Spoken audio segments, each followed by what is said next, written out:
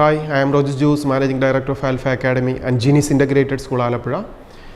2025 CUET examination application invite ചെയ്തിരിക്കുന്നു. CUET എന്നാൽ Common University Entrance Test. ഈ കോമൺ യൂണിവേഴ്സിറ്റി എൻട്രൻസ് ടെസ്റ്റ് എന്തിനാണ് ഒരു +2 കഴിയുന്ന വിദ്യാർത്ഥി എഴുതേണ്ടത്? ഈ എക്സാമിനേഷൻ എന്ന് പറയുന്നത് ഇന്ത്യ മുഴുവനുള്ള സെൻട്രൽ യൂണിവേഴ്സിറ്റികളിലേക്ക് നമുക്കൊരു ഡിഗ്രി കോഴ്സുകൾക്ക്, ഇൻ്റഗ്രേറ്റഡ് കോഴ്സുകൾക്ക് ഒരു അഡ്മിഷൻ ലഭിക്കാൻ ഒരു വിദ്യാർത്ഥി എഴുതേണ്ട എക്സാമിനേഷനാണ് കോമൺ യൂണിവേഴ്സിറ്റി എൻട്രൻസ് ടെസ്റ്റ്. ഈ CUET എക്സാമിനേഷൻ ഓർഗനൈസ് ചെയ്യുന്നത് NTA ആണ്, നാഷണൽ ടെസ്റ്റിംഗ് ഏജൻസി. ഈ NTA തന്നെയാണ് JEE മെയിൻസ് എക്സാമിനേഷനും JEE അഡ്വാൻസ് എക്സാമിനേഷനും നീറ്റ് എക്സാമിനേഷനും ഒക്കെ നടത്തുന്ന ആ NTA തന്നെയാണ് ഈ CUET എക്സാമിനേഷൻ നടത്തുന്നത്. ഈ CUET എക്സാമിനേഷൻ ആദ്യമായിട്ട് സ്റ്റാർട്ട് ചെയ്യുന്നത് 2022 അതിനുശേഷം 3 വർഷത്തെ എക്സാമിനേഷൻസ് ഓരോ വർഷങ്ങളായി കഴിഞ്ഞു. അഡ്മിഷൻ പ്രൊസീജിയറും സക്സസ്ഫുള്ളി അവർ കംപ്ലീറ്റ് ചെയ്തു. ഇപ്പോൾ 4ാമത്തെ വർഷം 2025 CUET എക്സാമിനേഷനാണ് ആപ്ലിക്കേഷൻ വിളിച്ചിരിക്കുന്നത്. ആദ്യം CUET സ്റ്റാർട്ട് ചെയ്ത സമയത്ത് ഇന്ത്യയിലെ 46ഓളം സെൻട്രൽ യൂണിവേഴ്സിറ്റികളിലേക്ക് മാത്രമായിരുന്നു ഈ CUET എക്സാമിനേഷൻ വഴി അഡ്മിഷൻ നടന്നിരുന്നതെങ്കിൽ ഓരോ വർഷം കഴിയും തോറും പുതിയ പുതിയ യൂണിവേഴ്സിറ്റികൾ അതിൽ ആഡ് ഓൺ ചെയ്യപ്പെട്ടുകൊണ്ടിരിക്കുകയാണ്.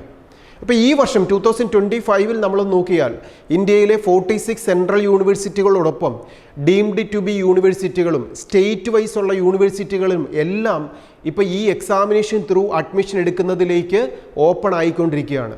കഴിഞ്ഞ വർഷം 2024 അറൗണ്ട് ഒരു 2 lakhs കുട്ടികൾക്കാണ് ഈ സെൻട്രൽ യൂണിവേഴ്സിറ്റികളിലേക്ക് അല്ലെങ്കിൽ CUET വഴി വിദ്യാർത്ഥികൾ വിവിധ ക്യാമ്പസുകളിലേക്ക് അഡ്മിഷൻ നേടിയത്.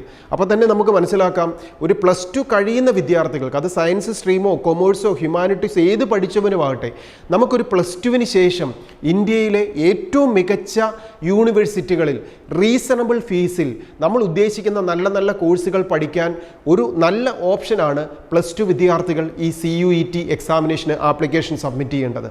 ഇനി ഈ ആപ്ലിക്കേഷൻ സബ്മിറ്റ് ചെയ്യേണ്ട ലാസ്റ്റ് ഡേറ്റ് 2025 മാർച്ച് 22 ആണ്.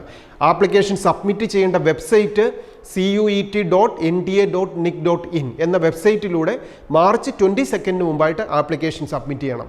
ഇനി ഈ ആപ്ലിക്കേഷൻ സബ്മിറ്റ് ചെയ്തുകൊണ്ട് നമ്മൾ എങ്ങനെയാണ് ഒരു അഡ്മിഷൻ കംപ്ലീറ്റ് ചെയ്യേണ്ടത്? ഈ CUET എന്ന് പറയുന്ന എക്സാമിനേഷൻ, ഈ എക്സാമിനേഷൻ വഴി ഒരു കുട്ടിക്കും അഡ്മിഷൻ കിട്ടത്തില്ല.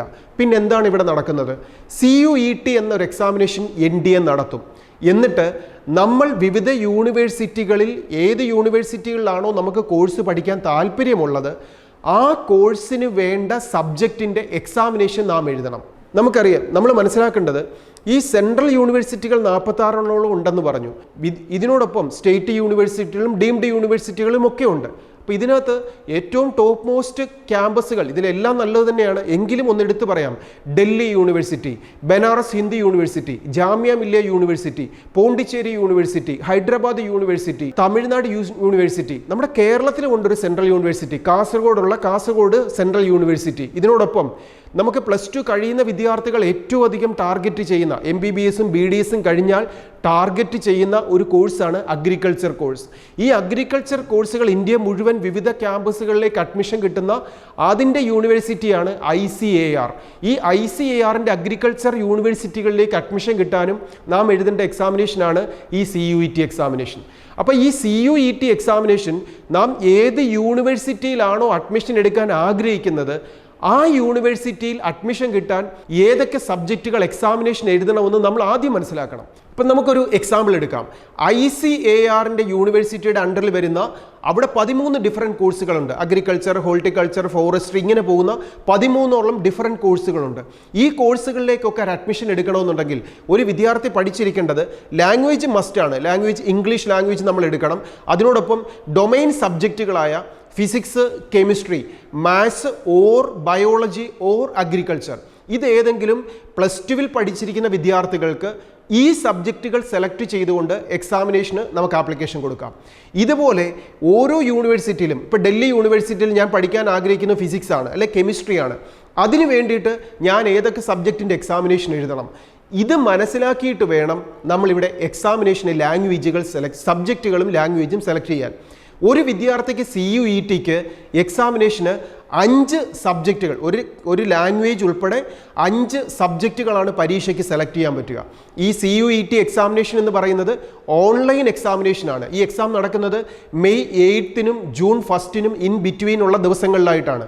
അപ്പം നമ്മളൊരു 5 സബ്ജക്റ്റുകൾ എക്സാമിനേഷൻ സെലക്ട് ചെയ്താലും ഒരു ദിവസമായിട്ടല്ല നമ്മൾ പരീക്ഷ എഴുതേണ്ടത്. ഇതിന് ഇൻ ബിറ്റ്വീൻ ഉള്ള പല ദിവസങ്ങളിലായിട്ടായിരിക്കും ഈ പല സബ്ജക്റ്റിൻ്റെയും നമുക്ക് എക്സാം കിട്ടുന്നത്. അപ്പോൾ ആ സെൻറ്ററുകളിൽ പോയി നാം എക്സാമിനേഷൻ എഴുതണം. അപ്പോൾ ഒരു സബ്ജക്റ്റ് നാം സെലക്ട് ചെയ്താൽ, ഇപ്പോൾ ഫിസിക്സ് എന്നൊരു സബ്ജക്റ്റ് ഞാൻ എക്സാമിനേഷന് സെലക്ട് ചെയ്താൽ ആ ഫിസിക്സ് എന്ന സബ്ജക്റ്റിൽ നിന്ന് മാത്രം 1 മണിക്കൂർ കൊണ്ട് 50 ക്വസ്റ്റ്യൻസ് ആൻസർ ചെയ്യേണ്ട ഒരു എക്സാമിനേഷനാണ്. ഒരു ഉത്തരം ശരിയായിട്ട് എഴുതിയാൽ 5 മാർക്സ് ഉണ്ട്, തെറ്റെഴുതിയാൽ -1 മാർക്കുമുണ്ട്. അങ്ങനെ ആ ഫിസിക്സിന് നാം എലിജിബിലിറ്റി നേടുന്നു. അതുപോലെ 5 എണ്ണം വരെ നമുക്ക് എഴുതാം. അപ്പോൾ ഈ 5 എണ്ണം എഴുതേണ്ടത് അവരല്ല തീരുമാനിക്കേണ്ടത്. ഞാൻ പഠിക്കാൻ പോകാൻ ആഗ്രഹിക്കുന്ന യൂണിവേഴ്സിറ്റിയിൽ എനിക്കൊരു അഡ്മിഷൻ കിട്ടാൻ ഞാൻ ഏതൊക്കെ എക്സാമിനേഷൻ എഴുതണം എന്നുള്ളത് നമ്മൾ ആദ്യം മനസ്സിലാക്കണം. അതിന് നാം ചെയ്യേണ്ടത് CUETയുടെ വെബ്സൈറ്റിൽ എൻ്റർ ആയതിനു ശേഷം അവിടെ ഡിഫറെൻറ്റ് യൂണിവേഴ്സിറ്റികൾ നമുക്ക് കാണാം. ആ യൂണിവേഴ്സിറ്റിയിലെ കോഴ്സസ് നമുക്ക് കാണാം. ആ കോഴ്സ് പഠിക്കാൻ ഏതൊക്കെ സബ്ജക്റ്റിൻ്റെ എക്സാമിനേഷൻ എഴുതണമെന്ന് നമുക്ക് ഈ വെബ്സൈറ്റിൽ കാണാം. ഇതാദ്യം ഒന്ന് നോട്ട് ചെയ്ത് വെച്ചിട്ട് വേണം CUETക്ക് ആപ്ലിക്കേഷൻ കൊടുക്കാൻ.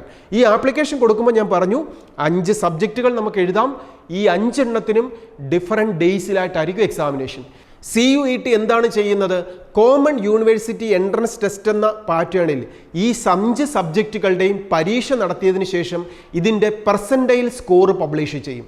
അപ്പം നമുക്ക് 5 സബ്ജക്റ്റിന്, അല്ലെങ്കിൽ നമ്മൾ 4 എണ്ണമാണ് എഴുതിയത്, അല്ലെങ്കിൽ 3 എണ്ണമാണ് എഴുതിയത്, ഈ എഴുതിയിരിക്കുന്നതിന് നമുക്ക് കിട്ടിയിരിക്കുന്ന പെർസെൻറ്റൈൽ സ്കോർ വെച്ചല്ല നമുക്ക് അഡ്മിഷൻ തരുന്നത്.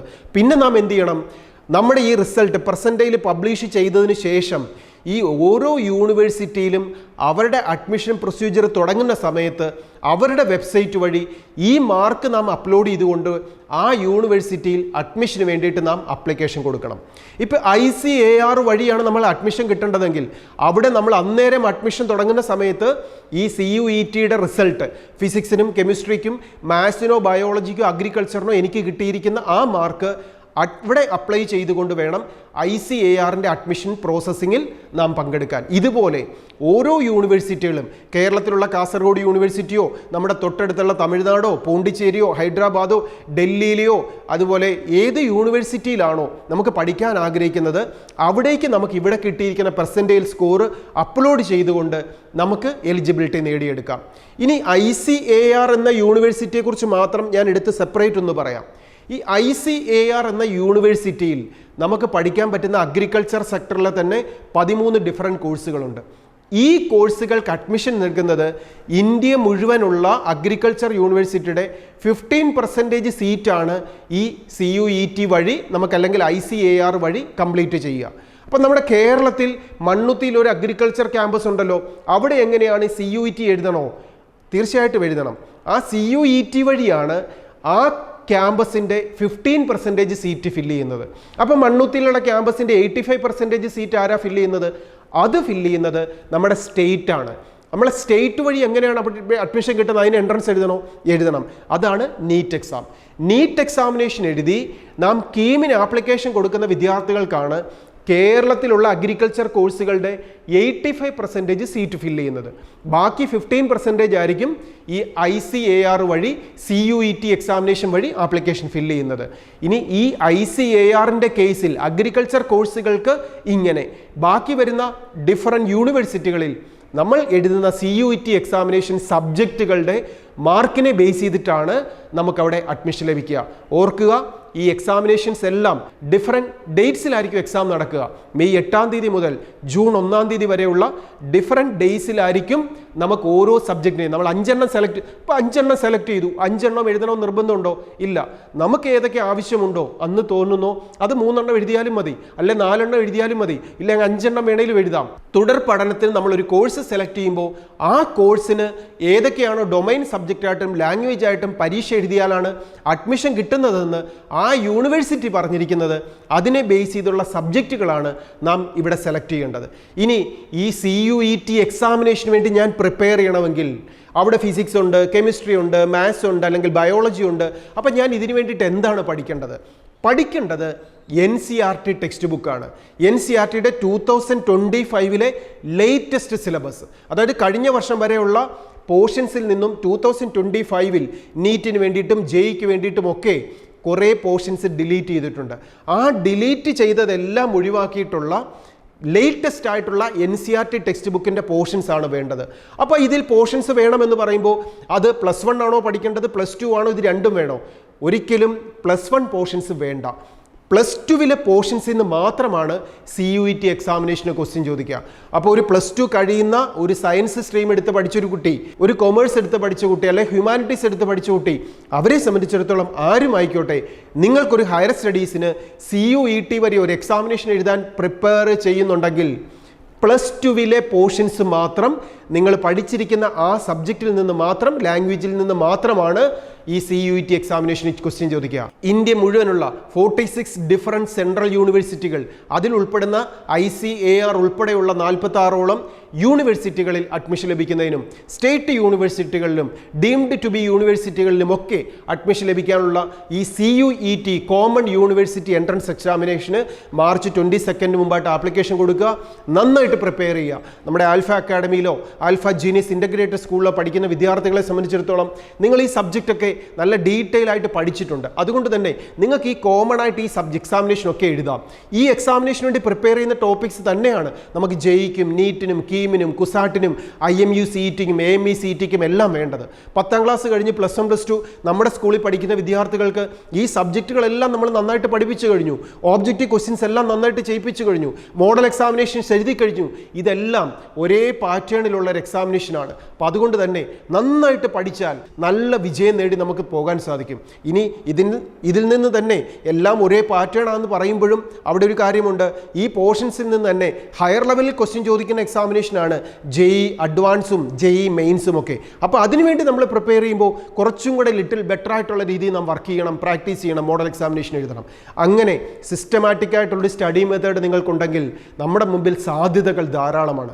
ഈ സാധ്യതകളിലേക്ക് നിങ്ങളെ എത്തിക്കുകയാണ് ആൽഫ അക്കാഡമി ചെയ്യുന്നത്. അപ്പോൾ പഠിക്കുന്ന സമയത്തും പരീക്ഷകൾ എഴുതുന്ന സമയത്തും അലോട്ട്മെൻറ്റ് പ്രോസസ്സിംഗ് ടൈമിലുമൊക്കെ നിങ്ങളെ ഹെൽപ്പ് ചെയ്യാൻ ആൽഫ അക്കാഡമി കൂടെയുണ്ട്. ഈ യൂട്യൂബ് ചാനൽ സബ്സ്ക്രൈബ് ചെയ്യുന്നതിലൂടെ ലേറ്റസ്റ്റ് ആയിട്ടുള്ള അപ്ഡേറ്റ്സുകളൊക്കെ കൃത്യമായി നിങ്ങൾക്ക് ലഭിച്ചുകൊണ്ടേയിരിക്കും. പുതിയൊരു ന്യൂസും അപ്ഡേറ്റ്സുമായി നമുക്ക് വീണ്ടും കാണാം. All the best.